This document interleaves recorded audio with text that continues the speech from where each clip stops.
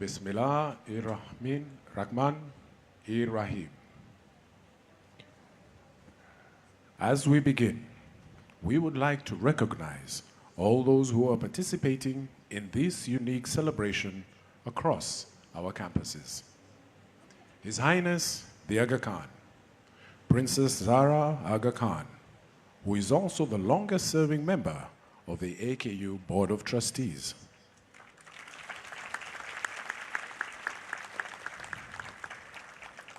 Our chief guest, Chief Minister of Sindh, Syed Murad Ali Shah. Our chief guests in Kenya, Tanzania, and Uganda, Dr. Beatrice Iyangala, Principal Secretary, State Department for Higher Education and Research. Ambassador Manfredo Fanti, Head of the European Union Delegation to Tanzania and the East Africa Community.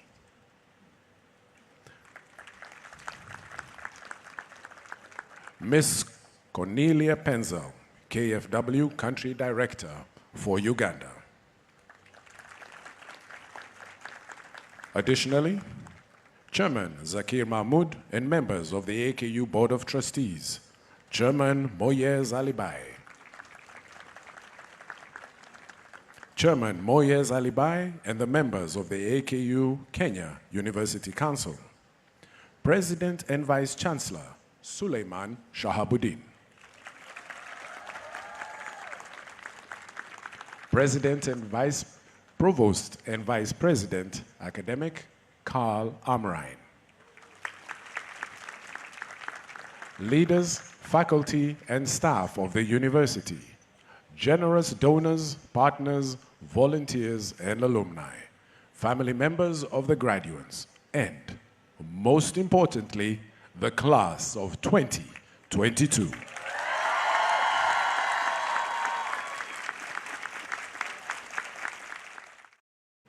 I request Mr. Zakir Mahmood, Chairman of the Board of Trustees, to declare the global convocation ceremony of the Aga Khan University open.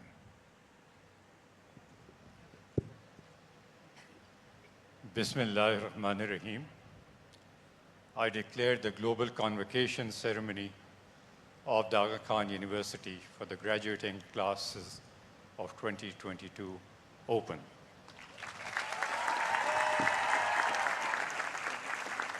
Thank you, Chairman Mahmood. It is my honor to invite Princess Zara Aga Khan to address the convocation and read a message from our founder and chancellor, His Highness the Aga Khan.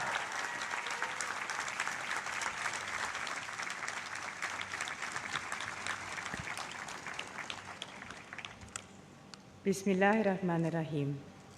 Our chief guest, Syed Murad Ali Shah, Chief Minister of Sindh, Chairman Zakir Mahmood, members of the AKU Board of Trustees, President Suleiman Shahabuddin, provosts, deans, faculty, alumni, and staff of the university, parents and family members, distinguished guests, and most importantly, the members of the class of 2022.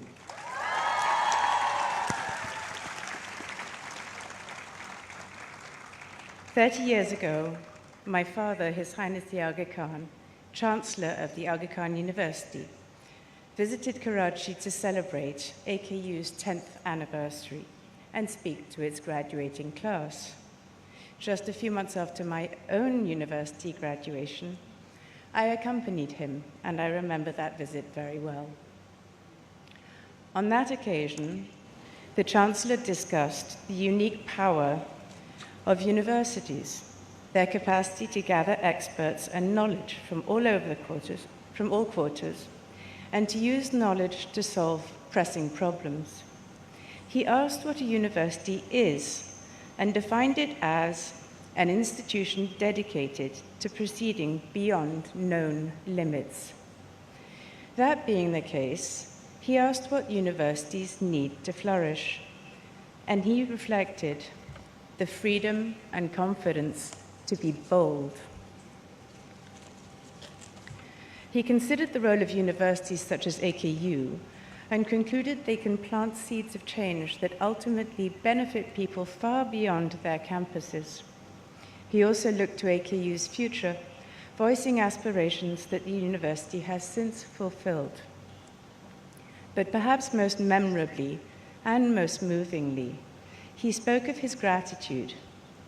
AKU's supporters, faculty, staff had given it what he called a magnificent gift, a gift that filled him, and I quote, not only with admiration, but frankly, with amazement.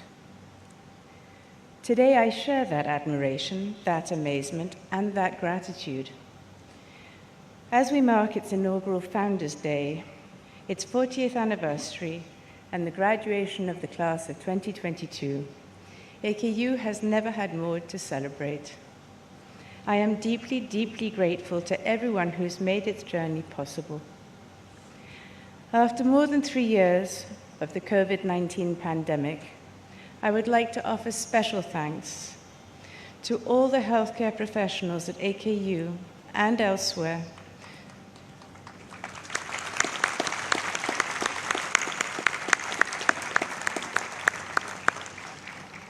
who have fought so bravely to care for the victims of the virus and to prevent its spread.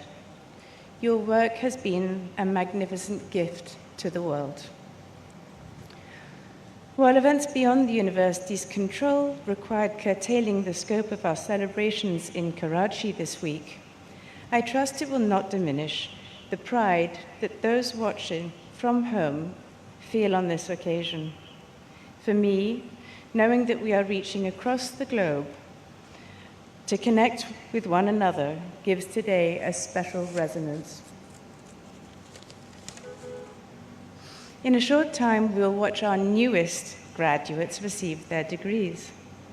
I hope that all of you will feel what I know to be true, that you have given these young women and men the magnificent gift of a bright future, that you have helped them to acquire broad horizons, new capacities for thought and action, and well-founded confidence in their potential. His Highness deeply regrets being unable to participate in person in this triple celebration. At his request, I will now read his message. Bismillahirrahmanirrahim. 40 years ago, the Aga Khan University received its charter from the government of Pakistan as a vast crowd of well-wishers looked on.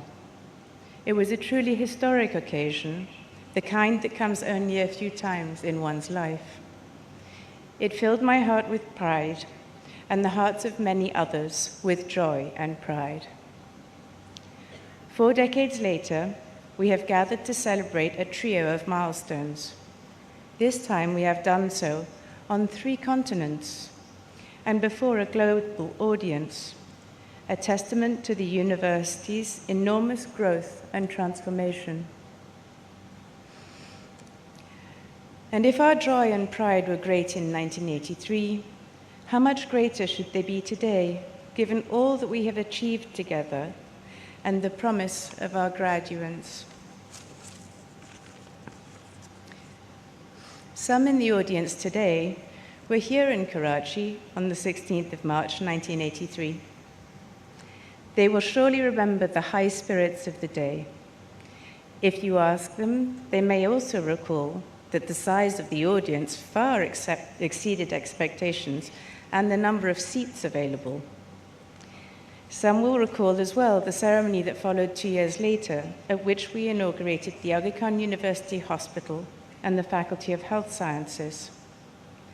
I spoke then about the arduous journey from the project's announcement in 1964 to the completion of its first phase in 1985. For the creation of AKU was an immense task, involving moments of exhaustion as well as moments of exaltation. I remain grateful to all those who, with me, battled to bring the university into existence. Yet exemplary devotion to the university's founding vision has not ceased in the decades since. AKU donors continue to build its endowments with boundless generosity, its faculty and staff to serve as the guardians of its culture and values, its volunteers and partners to freely share their invaluable expertise. It is to celebrate such ongoing commitment and all that has been made possible that the university has established Founders' Day as an annual tradition. Founders' Day refers not to one person or even one generation. Instead, it acknowledges the collective work that moves AKU ever forward in line with its distinctive mission to bring knowledge, leadership, and experience to bear upon the challenges facing the world, especially in Asia and Africa, and to build bridges of understanding between countries, cultures, and faiths. Underlying that mission are a number of fundamental convictions. As we step confidently into our 5th decade, there has never been a better time to revisit them. These convictions include the belief that the pursuit of knowledge is not a threat to faith, but its natural complement. As the philosopher Al-Kindi wrote more than 1,000 years ago, no one is diminished by the truth, rather does the truth ennoble all. The conviction that Africa and Asia can make mighty contributions to global innovation, that high standards are not a luxury to be dispensed with in low-income settings, but the wellsprings of progress, that diversity is a blessing rather than a burden, and that half the world's talent, at least, lies in the minds of women. To these principles, I didn't say that. To these principles can be added several important observations. Among them, that the world has entered a new era, that of the knowledge society, in which intellectual achievement decisively shapes the fate of individuals and peoples. That in an age of polarization, strong civil society institutions can reknit the torn threads of community. And crucially, that all these insights can be united and made real in millions of lives via a uniquely powerful institution, namely the modern university. While it was founded in deeply held convictions, no one should imagine that AKU's success was inevitable. The university was conceived amid the chill of the Cold War, as the high hopes that followed decolonization were encountering stubborn realities. It took shape in a time of crisis for higher education in the developing world. Across Asia and Africa, universities struggled to meet lofty expectations, leading to many questioning their values altogether. Abroad, experts argued that low-income countries ought to spend their scarce funds on elementary education rather than higher education. AKU's planners were swimming against the tide. The university's greatest growth occurred during a period of local and global transformation, as the bipolar world era thawed into one of tremendous uncertainty. I must say, our boldness in such circumstances caused us some trepidation. Questions abounded. Would the university's vision galvanize the support of its diverse constituencies? Could it attain international benchmarks of quality while remaining accessible to the least advantaged?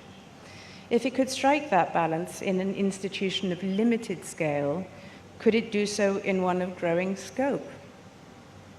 40 years on, these questions have been answered in the affirmative. If not for all time, then at least for the time being. The university has amply vindicated the faith of its champions. AKU's achievements are many, varied, and increasing in number. They are a source of great happiness to me. Among the most recent is its appearance on the global rankings of leading universities. It seems that AKU is, as I had hoped it would, catching the imagination of the world. That it has done so is thanks to the dedication of its people, the achievements of its alumni, the generosity of its donors and volunteers, and the support it has received from government and private sector institutions at home and abroad. But rather than list laurels, I will cite here only what seems to be the most indelible of the university's accomplishments, that it has become a source of hope for so many. For the patients who seek relief from suffering at its hospitals, to the parents who dream of seeing their children don its graduation robes, AKU's name conjures hope. There is no force more powerful or more needed today. When we plant hope in people's lives, we lighten all their burdens. It is a source of energy and inspiration that is endlessly renewable. Obstacles to AKU's ambitions will not cease to arise in years ahead. Change in our various contexts will be ongoing. If anything, it looks likely to accelerate. The university must keep one eye fixed on the horizon, evolving and adapting to new circumstances. At the same time, it must keep its founding vision firmly before it. A great university is not built in a few decades, or even in a lifetime. AKU's purpose must remain lucid and constant, transcending the generations, even as it is reborn in each new generation's passion and commitment. As in 1983, the future of the university lies in the hands of its leaders, faculty, staff, and supporters. It depends no less on the excellence of its students and graduates.